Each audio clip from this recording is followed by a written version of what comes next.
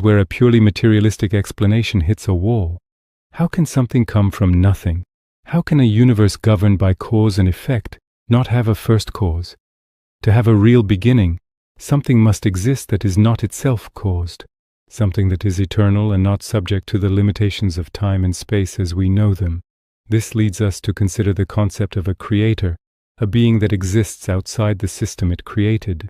This line of reasoning isn't new. Philosophers and thinkers have debated it for thousands of years. In Islam, for instance, this idea is central to the understanding of God, or Allah. The belief is that Allah is the first and the last, with no beginning and no end. You can't ask what was before God, because the very concept of before is a creation of God. It's a dimension that applies to us, within the universe, but not to the Creator who is outside of it. This concept describes a being that isn't physical and isn't located in any particular place. God is not in the sky or on a throne, in a literal physical sense, because that would imply being contained within space.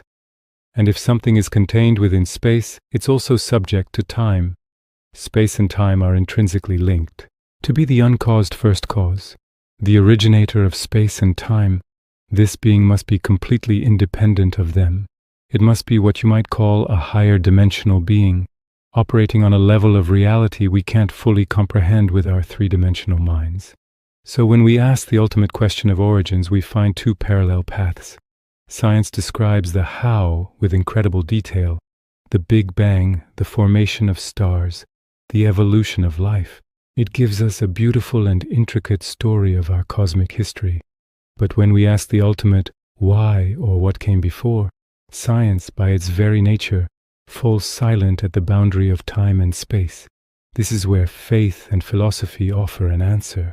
They propose that the chain of cause and effect we observe must have an ultimate starting point, an uncaused cause, a timeless, spaceless, all-powerful creator.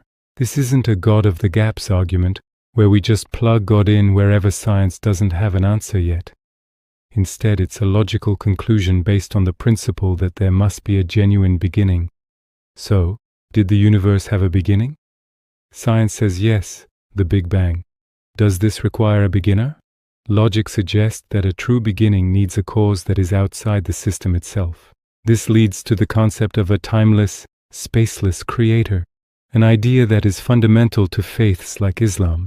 It's a powerful and coherent explanation for our existence. And if God exists, then why He is not showing Himself to us? The answer is simple in Islam. This world is a test and we have to find the truth